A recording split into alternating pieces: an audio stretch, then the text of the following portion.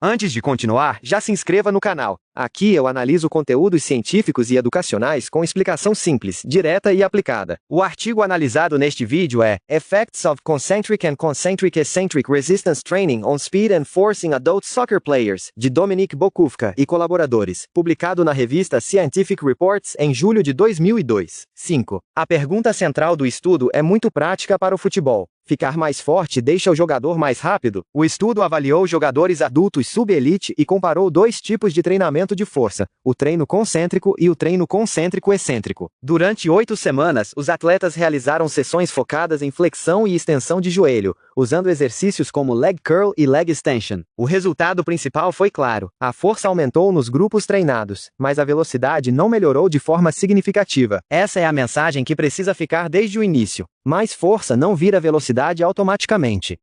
No futebol, força é importante, mas produzir força em uma máquina de musculação não é a mesma coisa que aplicar força durante uma arrancada, uma desaceleração ou uma mudança de direção. O sprint no futebol exige técnica, coordenação, tempo correto de aplicação da força, postura corporal, rigidez adequada, orientação do tronco e ação rápida dos membros inferiores. Além disso, muitas ações acontecem com bola, com adversário, com tomada de decisão e em espaços curtos. Então, a força precisa aparecer dentro do movimento esportivo. O jogador pode melhorar a força dos músculos extensores e flexores do joelho, mas isso não garante automaticamente melhora na velocidade de 10 metros, 30 metros ou mudança de direção. A força é uma base, mas a transferência para o campo precisa ser construída.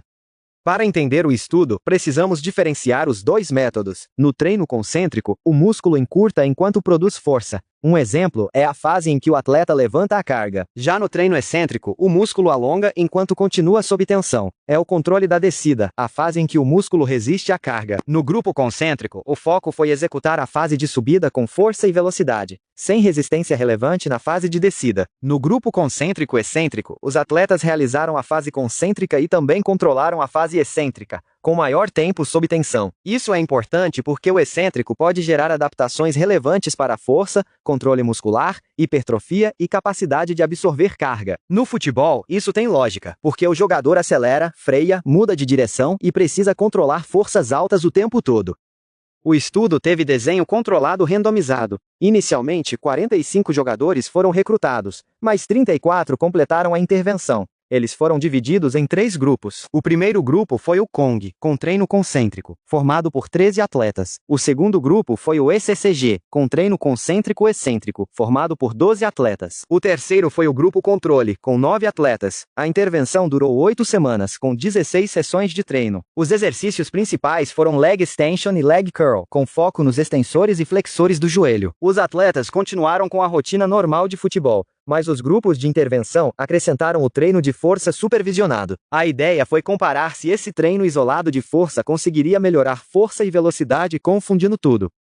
Os pesquisadores avaliaram velocidade e força. Na parte de velocidade, foram usados testes de sprint de 10 metros e 30 metros. Esses testes foram feitos com e sem bola. Também foi usado um teste de mudança de direção, chamado CODS, também com e sem bola. Isso é importante porque o futebol não envolve apenas correr em linha reta. O jogo exige acelerar, desacelerar, mudar direção e controlar a bola. Na parte de força, os atletas fizeram testes de 1 RM em extensão e flexão de joelho. Além disso, foram avaliados com dinamometria isométrica e isocinética. Assim, o estudo mediu força em contexto mais controlado e velocidade em tarefas mais próximas do gesto esportivo. O resultado da velocidade foi o ponto mais importante para a prática. Nenhum dos métodos melhorou a velocidade de forma significativa. Os testes de sprint de 10 metros, sprint de 30 metros, sprint com bola e mudança de direção não apresentaram melhora clara nos grupos de intervenção. O grupo concêntrico teve uma pequena melhora de 2,8% no sprint de 10 metros, mas, no conjunto dos resultados, isso não foi suficiente para afirmar que o treino de força melhorou a velocidade. Essa informação é muito importante para treinadores. Não basta melhorar força em exercícios isolados e esperar que a velocidade em campo melhore automaticamente. A força subiu, mas a velocidade não acompanhou.